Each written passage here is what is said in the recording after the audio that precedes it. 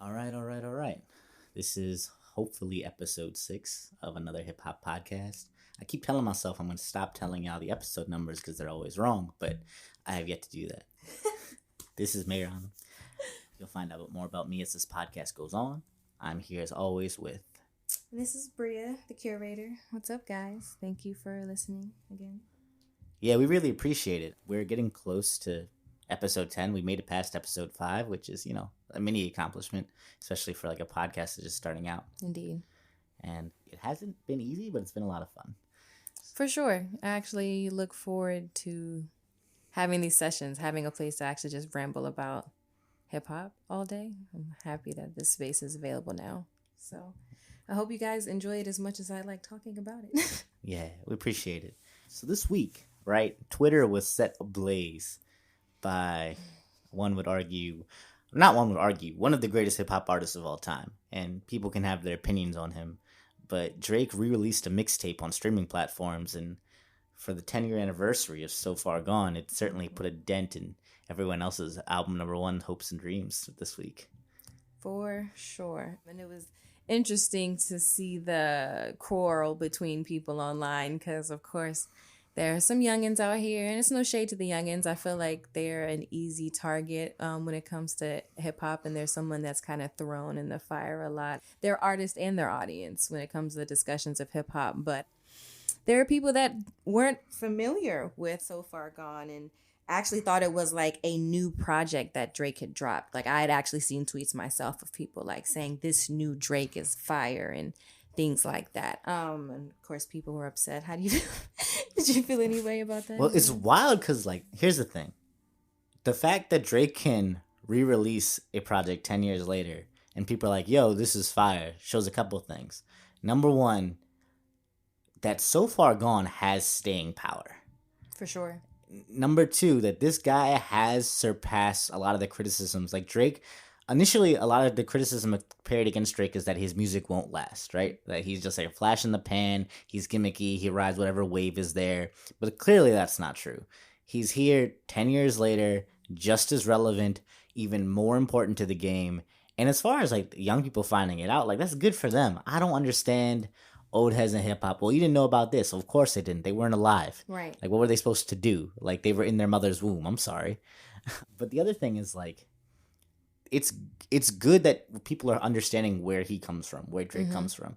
Because the thing about Drake is that with So Far Gone especially, it was a era-defining mixtape, right? For sure. And wasn't one of the first, if not like the first hip-hop mixtape to be nominated for a Grammy? And that like I believe so. Kind of changed the way that even like there are other Grammys, there are other EPs and mixtapes and stuff like that have been nominated and have like won Grammy Awards. And I'm almost positive Drake was like the pioneer for that. So Far Gone was, in I guess I would say perspectives terms or audience terms, So Far Gone was a hell of an introduction. And it's wild, right? Yeah, a hell of an introduction. Hell of a reintroduction, honestly, because, if anyone out here watched Degrassi, like most of us from our age did, we knew exactly who Aubrey Graham was. But to see Drake, and So Far Gone be kind of like that, hey, I'm a rapper now, I'm out the wheelchair, I'm giving you bars, it was interesting. There's that, right? So there's a couple things. So Far Gone is Drake's 3rd mixtape, right? Mm-hmm. So there were 2 before, Comeback Season, I believe, and there was 1 more. You don't remember the names? I remember what it looks like. Him and the Leaves. Him and the Leaves with the little high coat.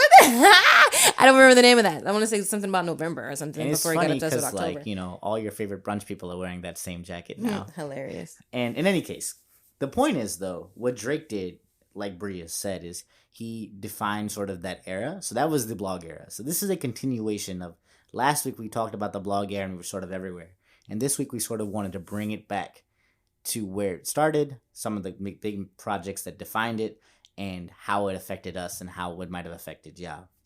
What Drake did there with this 3rd mixtape is he's not the first singer-rapper, right? You have Ja Rule, you have 50 Cent, you have a lot of people that, were singing and rapping at the same time, or at least rapping in a sing-song way. But Drake did it in a way, especially with this tape, that allowed him to be vulnerable. And I know that's a word that gets thrown out a lot now. But back then, no one had been vulnerable like that on a track, right? When it comes to girls and relationships and situationships and things of that nature. And I think a lot of the artists that you previously mentioned, like Ja Rule and 50 or whatever, I think they had more of like a similar method like most of those rappers did, where it's kind of like you rapped and then you sung on your hooks. You know, you rapped or you kind of sung on like the outro type. You know, like Drake was kind of singing entire songs and then rapping entire songs and then rapping some songs and then singing them, and not just, or singing the entire like chorus and the hook and like the back vocals and the ad libs, and but still rapping. Like I think he sung a lot more than a lot of these earlier rappers did. And it's also the things he sang about, right? Mm-hmm. So, like you were alluding to, a lot of 50 and Ja Rules were just like chorus, hook, very formulaic, and they also talked about the same shit. 50 talked about being, a pimp and fucking bitches, and Ja Rule essentially more or less talked about the same thing, right? So that's a conversation for another day, but 50 Cent essentially did what Ja Rule did, but did a little better, and then got Ja Rule the fuck out of here. But what Drake did is something different. If you listen to, like, specifically this tape, So Far Gone, Houston, Atlanta, Vegas, Successful, Best I Ever Had, those songs are, even Bria's interlude. I mean, shout out to Bria. Hey. But that song has the certainly changed some things. Congratulations, brand new. All these songs, right? Like, they are not typical rap songs. No. This is not what you associate when, especially at that time, when you hear rap music. And that was a big part of the blog era, was a bunch of these kinds of tapes where it's like, this is not what I think of when I think of hip hop. This is not what I think of when I think of what's coming out now, what's popular and what's new.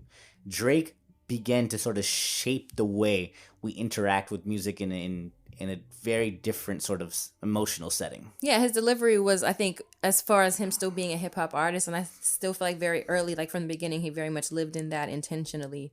The delivery, though, is so not hip hop. I feel like the opposite of not only the music, but the presentation of it was just like it wasn't hard. It wasn't like, I'm not trying to like rob you or some shit, like, so it wasn't very stereotypically hip-hop. It wasn't even about like, I'm about to fuck these bitches and do this and that. It was really like, I want to love you and I want you to love me too, like, and literally precisely, right? It's, I want to love you and I want you to love me too. That, and like the one thing, like you said, it wasn't hip-hop in the sense that I'm gonna rob you and shit, but it also wasn't the opposite of that, which also existed. It wasn't backpack rap, right? Mm-hmm. It wasn't like the conscious sort of like right, it wasn't conscious. Let me be Mos Def and Talib Kweli and Common. Yep. But the thing is, Drake at that time, like the two mixtapes previous, he was kind of just rapping. He was trying to rap like Fonte, bars, right? Mm-hmm. He was trying to be like Little Brother 2.0. Mm-hmm. This was a big shift in his career because it's when he's like, you know what, I'm going to find my own voice, and my own voice might be a little different.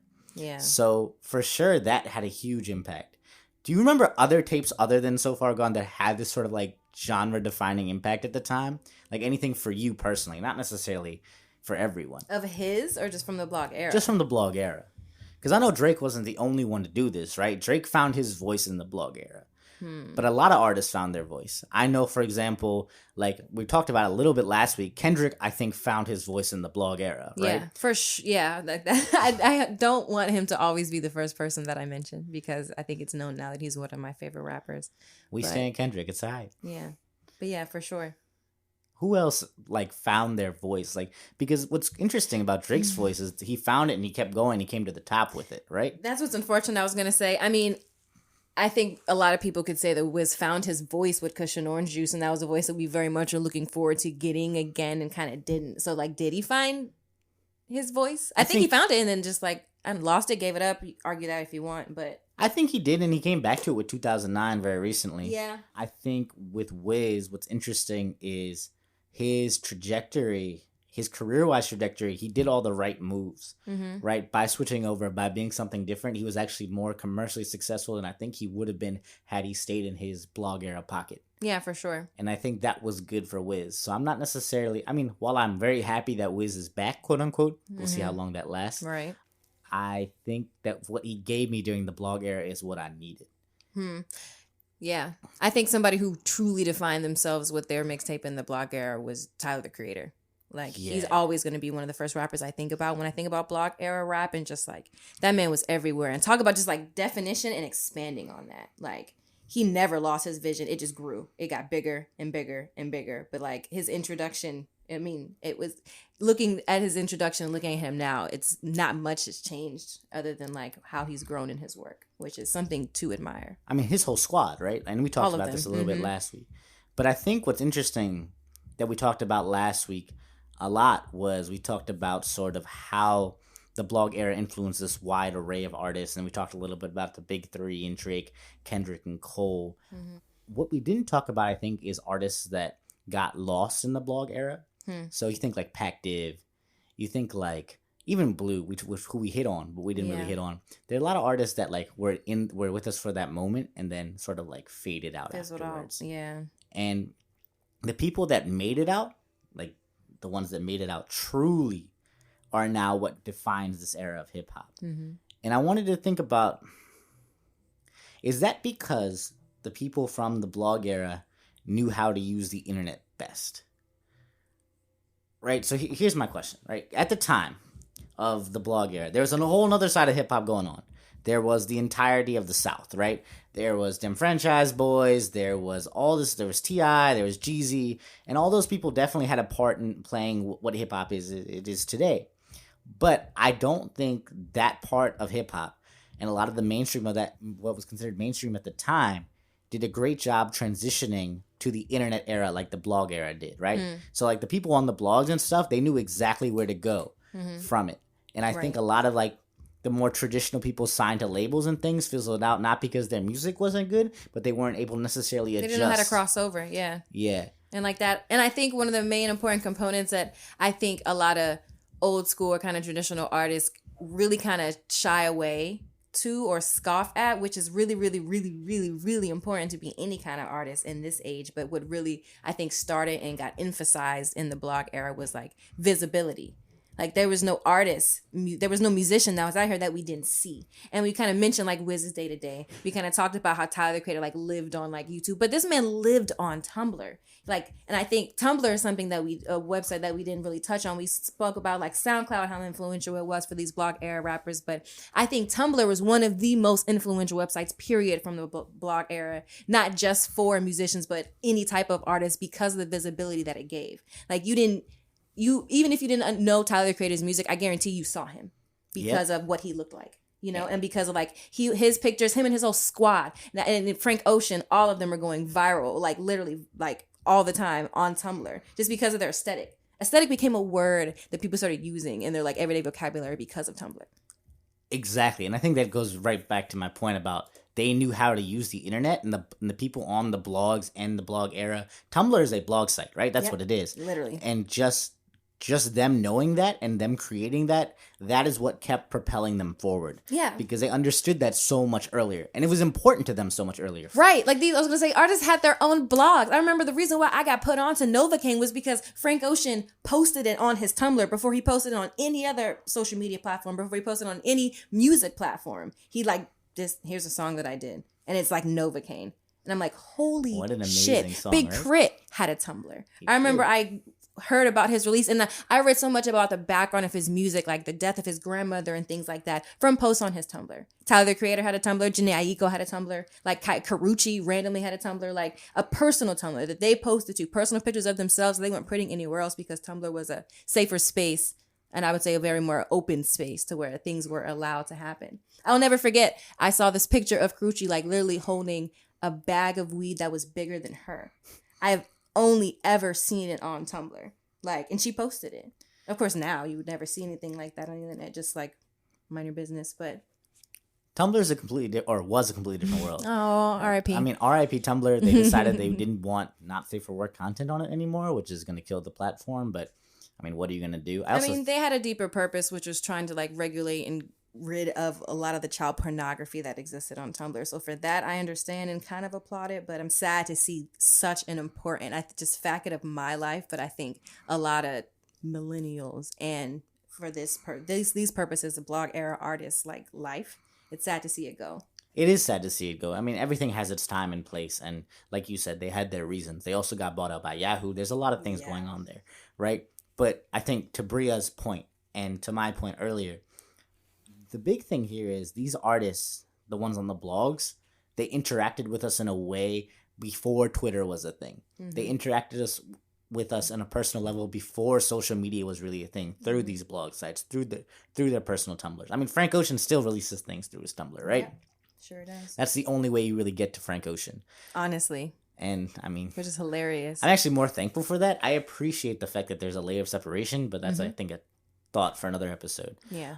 But the really cool thing, I think, aside from just having the aesthetic on Tumblr, having the personal connection to the blogs, being able to survive the era, is sort of the sounds that these people were making, right? So going all the way back to the music, because all this stuff is secondary if you don't have good music. The highest level quality of music by these artists were being made back then, in my opinion.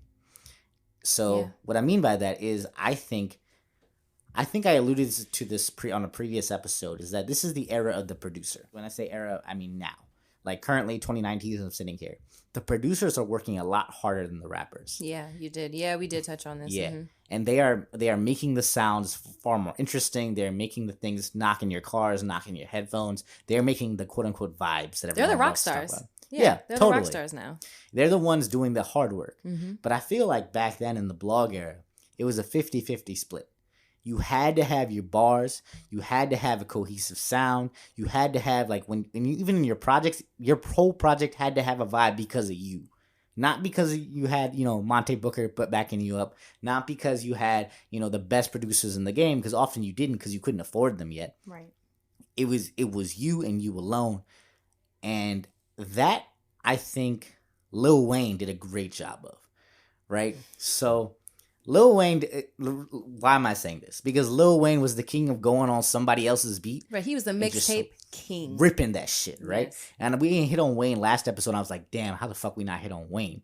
Because, all these How did you guys not get on us for that? I don't think I heard any feedback about us missing Wayne. I didn't. That joint's not released yet, though. Oh. So they will. You get a pass. They will hit on us. They'll be if I don't hear one complaint about Wayne, I'm going to have some words. Yeah. The thing is, like, Wayne himself released so many classic mixtapes during this period, and he did it all while just killing other people's beats. Partly while in jail. Oh yeah, some of it was from jail, right? And the ones he didn't release from jail, the ones he could just sit in the studio for and just eat on, like, that's when you really appreciated Wayne. Wayne is Tupac in a lot of ways, and this is not a hot take. Just bear with me for a second. They both have enormous amounts of content. Tupac has 1,000,001 songs, so much so that people are still releasing new Tupac songs that they're finding right now. Right? Wayne is the same way. They both love rapping, and they rap with a lot of enthusiasm. Like, they really, really deeply enjoy the act and the art of rapping. Now, I understand Wayne is a better technical rapper than Pac. No shade to Pac there. Pac had a better message, one would argue. But in terms of producing music, in terms of getting in there and just eating beats and, producing and churning out hundreds and thousands of songs, Wayne and Pac were the same. But also in terms of influence, right? Pac did influence a generation. Pac was a huge, huge thing to look to when it came to music. Wayne was that guy for the blog era. People would speed up other people's verses on songs just to get to the Wayne verse and listen to the Wayne verse alone. Pac did the same thing. No one listened to Outlaw's verse. No one listened to any of the Outlaw's verse. They listened to Pac's verse and they skipped to the next song. And a lot of these dudes that really fuck with sort of the blog era now, those blog era artists, they will tell you that Wayne is one of their goats. Yeah. Go ahead, ask Drake. Ask Drake. He gonna tell you. Ask Kendrick. They all have the same response, right? Not they don't like Nas, they don't like Jay, they love him. But Wayne was special for the people at this time. He was like the GOAT status, the OG. He inspired them. He inspired these niggas to get in the booth and make some of the best music that they've ever kind of made. And Dedication 2 in itself is arguably one of the greatest mixtapes of all time. So is The Drought 3. Both those are like, if you need like good like mixtape music, that's what you go to, right? Shout out to DJ Drama. Like, that man curated a whole experience. And that's why I will never be married to these music platforms as much as everybody else wants me to be, just because I can't get my mixtapes on there, man. Oh, yeah, for sure. The fact that we had to wait 10 years to get I'm this. saying, and that was the whole thing that blew me about this So Far Gone. And honestly, why I was amused by these like kids, no shade, like rediscovering as a new project. Why not? It was just dropped on Apple Music like that shit was new and it came out in 2009. Why didn't I have access to it until now? Why don't I have access to some of the best music in the world? And on top of that, it was free. So there shouldn't be an argument about who gets whatever for what, because it was fucking free. But nobody gets any money from that. So of course they don't want to have it on their platform. So that's bullshit. Not a fan. Shouts to Dat Piff, right? Right. Because without Dat Piff, I think a lot of us wouldn't have learned to love hip hop the way that we do. Right? For sure. A lot of these blogs and sites did for us is they created the love of hip hop that we have now.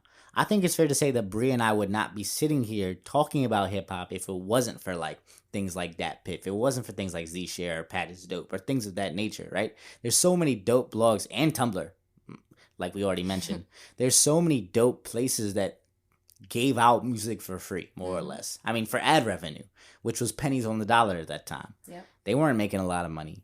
And I think that needs to be respected and appreciated. There was simultaneously, that was the generation where, for a moment at least, music drained the money out. So that was right after Napster, right in the height of LimeWire, things like that. And record companies were taking major losses. Mm-hmm. And it's no surprise that when record companies take major losses, that all of a sudden the music gets a lot better because it becomes a lot more about the artist. It becomes a lot more artist focused. It becomes the artist is performing and touring, and that's where they're making their money. And that's where that shit, I think, becomes like about the art and becomes a little more pure in terms of hip hop. And I don't want to be like old man Mayron, yeah, the blog era was the best, yada, yada, yada. Because, like, you know, today is great too, right? But it's not the same. The motivations are not the same. The hustle's not the same. It's a lot harder now to like get a fair record deal because of that era, one would say, because like obviously for that split moment, the music industry was losing. But, you know, sometimes that needs to happen for like good stuff to shine. What I think, Bria, just switching gears real quick. Let's do it. What was the tape that you remember in high school? Like, what was your favorite tape of high school? What was your high school soundtrack? Because that was during the blog era. I mean, it's kind of a cheat, but because it was the summer I graduated high school, but it was Cushion Orange Juice. I mean, that's why I mentioned it so much. It was the theme song for the summer that I graduated high school. I mean, and then one thing I'll never forget is like for people that went to school in Maryland, certain areas of Maryland. Shout out to Anne Arundel County. Where? What? Anne Arundel County. Oh, okay, that's like Annapolis, right? It's not far from Annapolis. But anyway, schools in Anne Arundel County and surrounding counties, senior year after they graduated, like usually immediately after graduation, you would go stay in Ocean City for like a week with all of your friends. And shout out Beach Week. Beach Week, yeah. Niggas, anybody that knows Beach Week is hip. So yeah, and I just remember going to like any kind of party because I mean, my high school that I went to was, I would say, pretty, even though I hate this word, diverse. I had a lot of whites and a lot of blacks. So it was funny going to every single party, the white parties, the black parties, the wrestling parties, the basketball parties, the hoe parties, the nigga parties. Everyone was playing Cushion Orange Juice. Everyone was playing Cushion Orange Juice. When everyone woke up hungover, half the niggas are rolling their J's, the other half are making their mimosas and shit, getting ready to pregame again. Everyone's making breakfast. You're playing Cushion Orange Juice. When niggas are pregaming, Cushion Orange Juice. When niggas are going to sleep, smoking their blunts, and about to go fuck their joints. Cushion Orange Juice. Like, I heard it everywhere from everyone all the time. Like, I hear it and I'm transported back to being a senior. Do you think that was a lot of people's first interactions with like weed at that time, was like the curated Cushion Orange Juice? Wiz Khalifa flat out and Currency flat out was a lot of people's like introduction to weed. Like, that's what the young niggas listened to when you rolled up. But for sure, yeah, Cushion Orange Juice, I would say was the introduction. I mean, even for like me, I didn't start smoking weed. I think the first time I did smoke weed was at Beach Week, and I didn't do it again until like senior year of college. But the first time I tried it, like Cushion Orange Juice was definitely playing in the background. That's gotta be wild, right? Yeah. Like, so many people have a soundtrack to like their first time smoking. I think for me, it's a little different. So I went to high school from 2006, 2010. Shout out to 2010. And for me, the mixtape About Nothing, which came out in 2008 by Wale, was really important. Wale is from the DMV, so I have an interesting past when it comes to DC and Maryland. I've grown up here all around my life. A lot of my family's from here. A lot of them are local, so it means a lot to me. And Wale in himself was the first torchbearer that the DMV had, let's say. And it's really interesting because Wale represents so much about the DMV. Oh. He's an immigrant child, right? I mean, Omo Naija. Shout out to all my Naija boys. Hey. And he comes from a sort of a background where it's like his parents definitely didn't want him to rap. And they wanted him to do something else. They didn't really understand. Doctor, engineer. Yeah, y'all know. Precisely. Only three things. And it wasn't viable to be from the DMV and to be major on the scene. We didn't have anyone on the scene before Wale. Nobody cared about us. We weren't a thing nationally. And here comes Wale in his Nike boots. Right, with his dreads. With his dreads. Neon clothing still. Like all of his neon clothing. And he comes out with this fire-ass tape. And when I tell you, we played it all the time. We played it so much. It was really good. Because the thing is, the music was great. And we could hold it up against anyone from anywhere. Right? If you had cousins in New York who were like, yeah, well, I don't know what you're talking about. New York's the king. I'm like, nah, we got this. You had cousins from LA. You had friends from here and there, especially on the blogs, right? The blogs were an interesting thing because it's like you had to start repping your region, right? This is like, you know, the artists from here, the artists from here. Like regional sounds were still kind of a thing back then. Everybody wanted to move to LA just because of the aesthetics that were given to us, like on platforms like Tumblr and shit like that. Totally, right? And like people were like escaping the DMV. They're just going to New York. They're going to LA because there wasn't anyone from here holding it down for us, right? And in high school, you kind of feel that, right? Because in high school was the first time you sort of feel like, man, I'm tired of this place. I can't wait to graduate and get out. What am I gonna do with my life? Yeah, what am I gonna do? And Wale comes out with this More About Nothing tape, and you're just like, not only does this man understand the place I'm from and the place that I'm growing up in and the mindset of the people here, he can do it with dope raps, right? It's not just your local SoundCloud rapper, which is now what you have, or back then it was your local like freestyler at lunch. It's like, oh wow, somebody from us got put on, and somebody from us is dope as hell. It's good enough to deserve to be put on. Like finally we had somebody that we can cheer for and not have to like second guess. Yeah, exactly. And that was what was important. I think that's why a lot of people are disappointed in Wale now.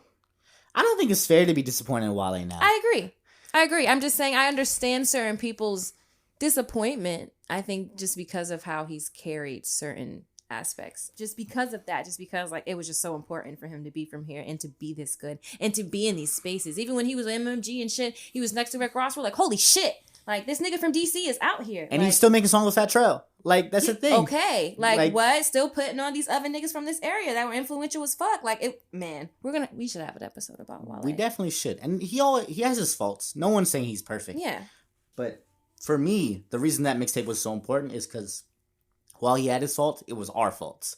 We saw a lot of the things that were wrong with our culture associated with what he did. All the way down to calling the radio station and, you know, being necessarily whiny about it. Like, listen, if you're from PG or Moco or anywhere really in the DMV, you know somebody like that. And you know how they act as an artist. And you know they use the artist tag like to try and like mitigate the fact that they're acting like that. All right, so that was your high school tape. What was your college tape? Wow. You ain't gotta choose one. You could do two. What are you? I mean, other than Kendrick, I had to think. What are yours? Oh damn, we're not allowed to choose Kendrick. I'm trying not to. Just what are yours? I don't want to choose them all the time. All right, so now you can choose Kendrick though. Okay, well you go.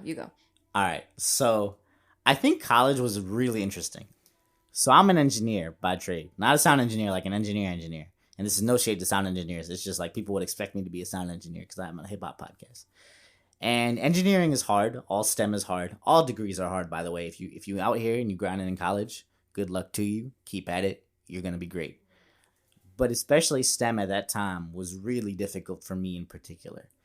And so I gravitated toward a lot of interesting projects. Obviously, Kendrick Lamar, Section 80. Towards the end of college, towards the 2014, and we talked about this a little bit of time, acid rap became my soundtrack. But I think more than anything, the one tape that really, really was just like, damn, we doing the right thing right now was the Crit tape. Okay. Right? Mm-hmm. And I don't want to wax poetic about Crit too much. But I remember seeing him at the first Broccoli City Fest. This is back when they're in the bullpen and they can't get Lil Wayne and SZA and everyone else, and you know. But back then, it was very much like a local thing, and they had Big Crit, and they had Odyssey, and it was during Ramadan. And those sounds, those two artists in particular, Odyssey and Big Crit, and those tapes they released, I think for me were my college like grind and hustle tapes. Get through it tapes, you know? Right, yeah. And I think that's why I have such like a spot for Big Crit, is because when you needed to study and you were on like this hour 17 of like 20 and you didn't know what to do, like you could just keep listening to him over and over again because all his shit was hard hitting and he was a hard worker. So you could also work hard. I feel that. That keeping that mentality of like keep going. I have my two now for sure, and I'm glad I was able to sit and think about it. Number one, which is kind of a surprise to me, which is why I enjoy it so much, is even though this tape is fucking phenomenal, A$AP Rocky's "Live Love A$AP." That makes sense for you. Does it? Yeah. Oh my God. A very visual ass tape. Oh my God, yes. I mean, and that's the thing is like it's layered. Like I just love the way A$AP made me feel on that tape. Like even that whole pretty nigga shit. Like he was one of the first rappers that I was like, he's me rapping. Like even though and being a woman that's a fan of hip hop, you don't get that a lot. I mean, if anything, you have to kind of turn a blind ear and kind of be like, oh, okay, he's just talking about somebody that's not me. Like, but it's funny, and he was one of the first male rappers that I was able to like actually listen to his music and like be in his perspective or feel like he's a part of mine. Like I'm a pretty nigga too. The fuck, like pretty nigga. Like I would really rap all his bars. Like yeah, no, this is me. Like I get it. So that. Number two, and I think I did mention this on a previous episode, his show was the first show that I had a photography gig for when I was working at the radio station at WMUC. Shout out to WMUC. Shout out to Blender Radio.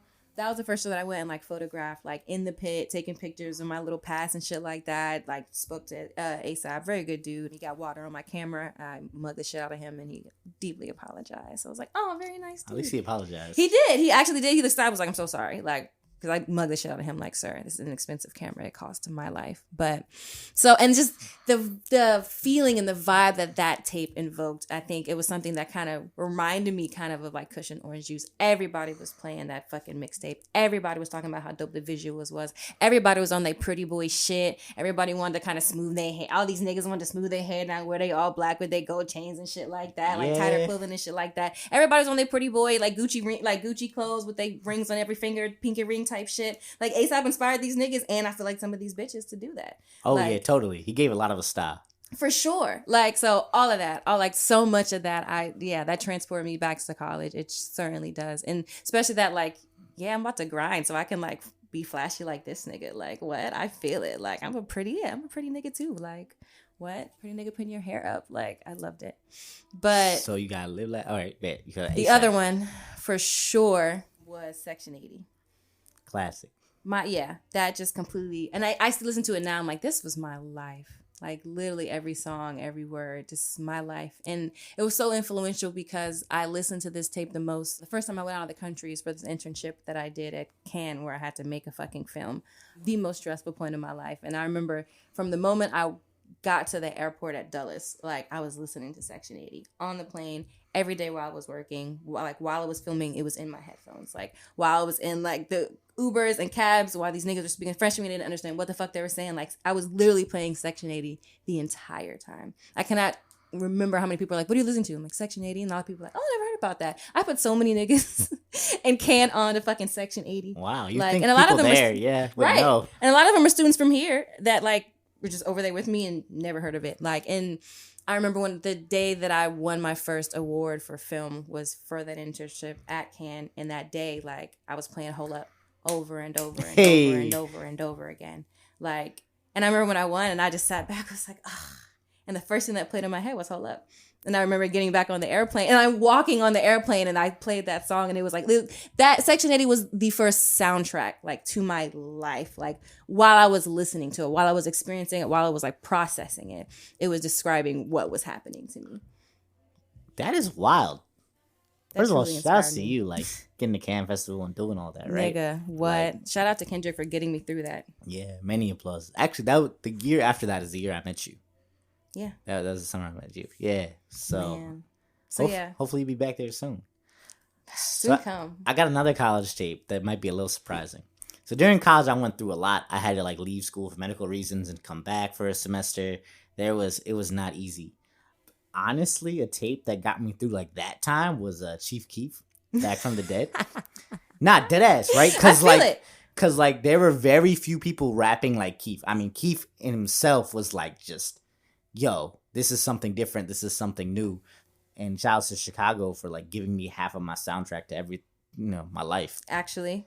But I did not, until you just now. Yeah, that's actually very true. I mean, the city of Chicago has given me a lot. But Keith himself, Keith was like, yo, you gonna get through this shit one way or another. We gonna kill this shit. And that shit, honestly, yo, there has been moments in my life where I thought, yo, I'm not gonna be able to make it to next week. I'm just not going to physically live. Mm-hmm. And I'm just listening to Keith, and he's like, he don't give a fuck, so I'm not gonna give a fuck. Right? And that's, I think, a new high point in music for me. When I was listening to that, and people like for real, Keith. I'm like, yeah, I feel it. Real. I completely feel it. Because sometimes you need that, right? Sometimes music is just there to help you get through shit, not to make you think through shit. Just get through shit. And there's a difference. Some music is designed for you to sit there and reflect and be with and develop a relationship and all the other bullshit that we talk about on this podcast. But sometimes it's just about it's physical. It's reactive. It makes you want to move or do. It makes you want to move. It makes you want to move. It makes you want to work through. So I think that's a dope place to end. Talking about the different uses of music and things that we want to do. To end out our episodes, I want to start doing this thing where I give 2 albums that I think people should listen to and a sentence about them. Bria, do you want to do it too? Or do you got something else? Or do you want me to just do it this time? No, I like that. All right, bet. So, my 2 albums this time are very interesting ones. If you have a SoundCloud Go account, listen to them on SoundCloud because I think they want to be listened to on SoundCloud. If not, don't worry about it. Just go listen on whatever your favorite streaming platform is. So, Lucky Day released a project this year. It's called 2. It only has 39 likes on SoundCloud right now. If you don't know who Lucky Day is, if you watch Insecure, I believe, there was a famous song called Rosa Mo on there. That shit is fire. But yeah, Lucky Day 2. This feels like what Frank Ocean and Daniel Caesar would do if they were together and it was like a light afternoon. Okay. That's how I would describe this album. Nice. Cool. Okay. Well, I had to kind of think on the fly. What have I been listening to lately? I feel like this was kind of sprung on me, but I'm on a very moody vibe right now. And not upset moody, just I just want to listen to people sing about shit. I'm not really interested in hearing much rap. As of 48 hours, and then tomorrow I'm gonna play fucking Maxwell Cream all day. But shout Maxwell. Yeah, Pumpkin's my shit. Yeah, no, I've been playing Pumpkin. Granny's just my shit, bro. I play Granny's once a day. I'm real glad I put that in our list of things to listen to. And I've gotten 2 shout outs already actually from people shout out to Mayron and Lex for telling niggas to listen to Pumpkin because I fuck with it. Okay, but so my 2 albums are Raven Lene Midnight Moonlight, which is an EP she dropped in 2017. Very good. She has a phenomenal voice. And I've just been needing to listen to something after her Crush EP, which is great. Sit and listen to her Crush EP and then watch all the visuals for it because they're fucking phenomenal. And damn, this makes me want to shout out Steve Lacy since he produced that entire project and all of his visuals are great too. So if you want to watch some music videos, that's what I'm going to do. I'm going to give niggas music videos to watch. Holy shit. Yeah. So you can watch Steve Lacy's Red. It's a very cool music video. And watch all of them from Raven Lene's Crush. They're very vibey. All right. And before I go, I listened to Radiant Children and the Tryon EP. It is... I think you would like it for your mood currently, Bria. Okay. So you should definitely go listen to that. So thank you guys for listening to us. Thank you guys for sticking with us. And please comment your thoughts on the blog era, your favorite tapes, shit we missed, and we'll be sure to get to it next time. Thanks, man. Yeah, I would really like to hear your most influential, if not your most favorite mixtape from the blog era and why. Shout out to Mac. I just want to say that. I miss him. Shout out to Mac. Rest in peace. Peace and love.